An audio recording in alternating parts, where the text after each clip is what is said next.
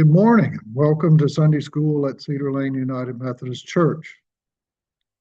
I don't often stop and think about the rhythms of my life, but they are there, just like they are in your life. One of the big ones for all of us is the change of seasons, which we're going through right now. Spring is in full bloom, everything is flowering and growing. And unfortunately, that means the bushes have to be cut.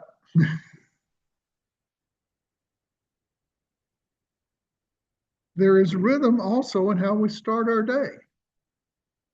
Each one of us may be different, but it's there. And during the week, each day has its own rhythm. As an example, for Mondays and Tuesdays, usually for me mean going to line dance class. Tuesdays, add a lunch with the prayer movement team. Our spiritual lives also have routines.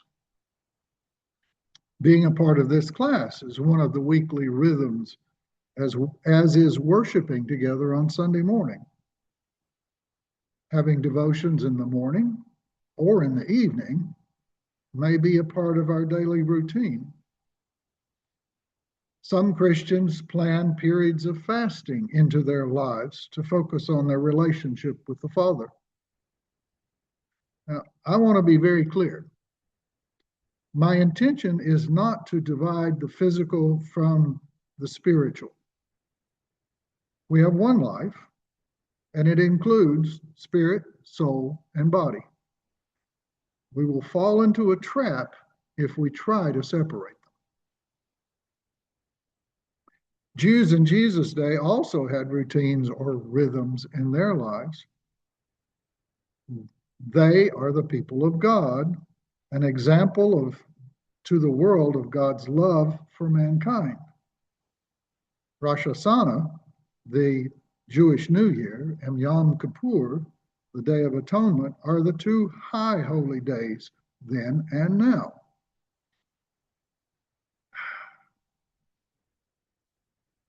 Yom Kippur is the only holy day that required, underscore required, or requires a 24-hour fast according to the Torah, to the books of the law.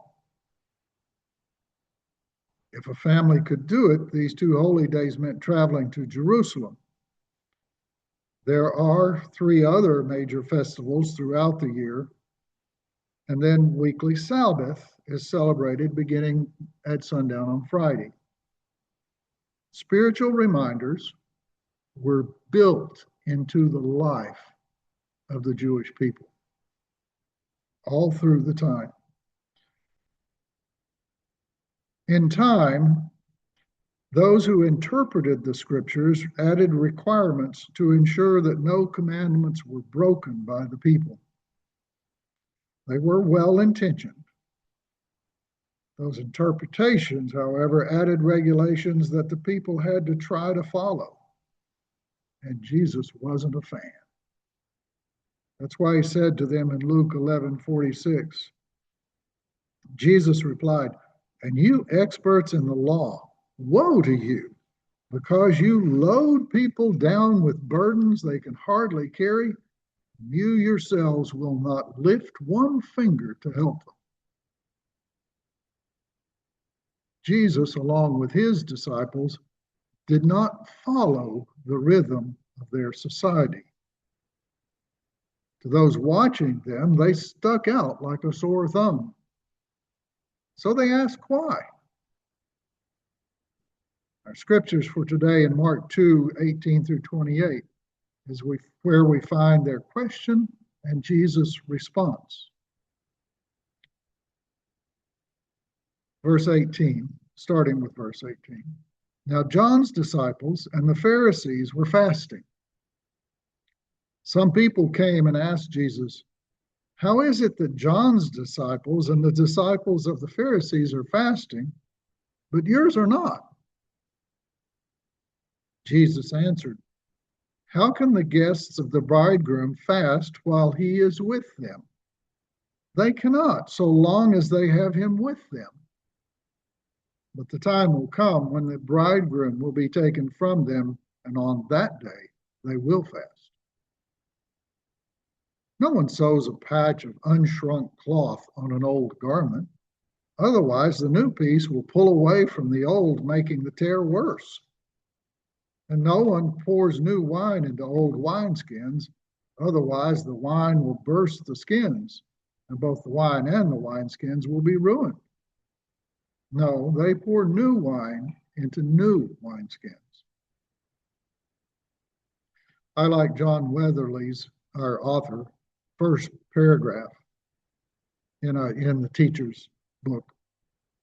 Our passage lands within a series of accounts depicting conflicts between Jesus' actions and Jewish religious tradition. That's in Mark 1:21 through Mark 3:6. These narratives point to a shift in faith and practice with the arrival of God's kingdom. Those who came to Jesus were comparing his ministry with that of John the Baptist and the Pharisees. Why aren't you doing what they're doing? They asked. And Jesus answered with a parable in the form of a question concerning the guests of a bridegroom.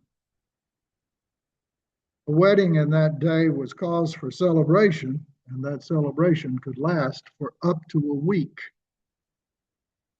How could a guest fast during that time?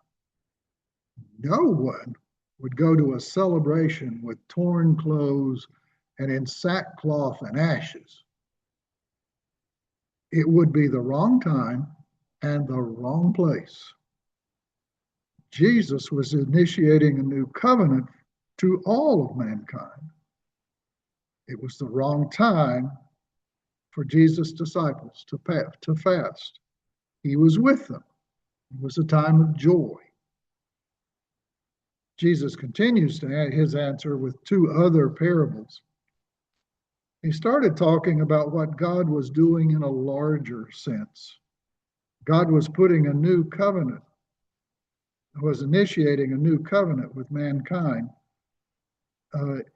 in place where the Spirit of God would be given to those who believe. Their hearts would be changed from stone to flesh. This new wine needed a new wineskin, a new covenant that would stretch as the wine matured. Mark 2:23 through 28. One Sabbath, Jesus was going through the grain fields, and his disciples walked along. Oh, I'm sorry, let me reread that. One Sabbath, Jesus was going through the grain fields, and as his disciples walked along, they began to pick some of the heads of grain. The Pharisees said to him, "Look, why are they doing what is unlawful on the Sabbath?" He answered, "Have you never read what David did when he and his companions were hungry and in need? In the days of Abiathar, the high priest, he entered the house of God and ate the consecrated bread, which is lawful only for priests to eat. And he also gave some to his companions." Then he said to them, "The Sabbath was made for man, not man for the Sabbath. The Son of Man is Lord even of the Sabbath." The law of Moses permitted the poor to pick ripe fruit or grain in another person's field and eat it. They were not allowed, however, to do takeout. They couldn't load up their pockets or their basket and leave. They had to eat it right then and there. Thus, what the disciples were doing was legal. The point of objection was that they were doing it on the Sabbath. They were working in three ways in the eyes of the Pharisees. They had harvested by picking the grain, and they had winnowed it, they threshed it by separating the hull from the seed, and then they had winnowed it by blowing away the hulls. All three of these activities are considered work by the Pharisees. But is this the intent of the law of Moses?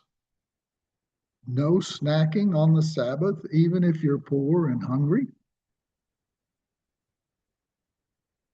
The incident Jesus used to respond to the Pharisees happened while David was serving under King Saul. David ate at the king's table because he was serving the king.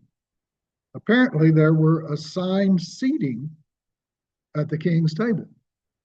Didn't know that because Saul noticed that David was not in his seat for 2 days during the new moon festival. Saul had gotten jealous of David's fame and was out to kill him. Jonathan, Saul's son, David's friend and covenant brother, had warned David to flee. You can read that whole story in 1 Samuel chapters 20 through 22. And I'm not going into all of that. It's interesting, but don't go there. I can't go there this morning. David escaped, but he had absolutely nothing with him. No provisions, no weapon, nothing. No change of clothes at all. So David approached Ahimelech, the priest of Nob, for bread.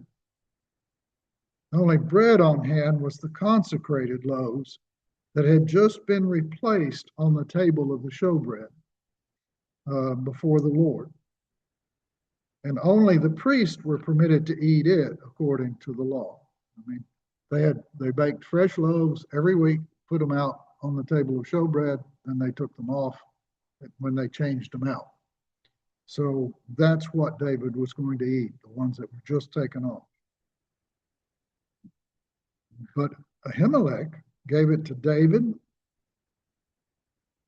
His compassion for somebody that was hungry was more important than the letter of the law.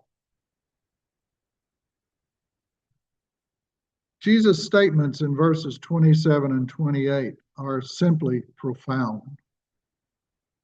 Man wasn't made to fit into a day called the Sabbath with a bunch of rules and regulations about behavior.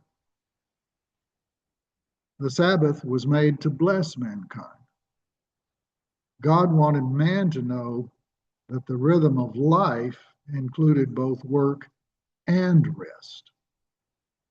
Our author puts it this way on page 326 of the Teacher's Commentary. God, who gives Israel freedom, does not intend his law to enslave and burden. The Pharisees have a decision to make. Which will be their priority? Human need or ritual formality? Verse 28 is a declaration by Jesus of his position as God's Messiah and his lordship over the Sabbath and how it's interpreted. Scripture doesn't give us their reaction to his statement, but I can well imagine that the Pharisees and teachers of the law were shocked and angry. Here was a man claiming to be God and claiming to have the authority to decide how Sabbath rules applied. Jesus was telling them who he was, God's Messiah. Thank you for being with us. Hope you have a wonderful week.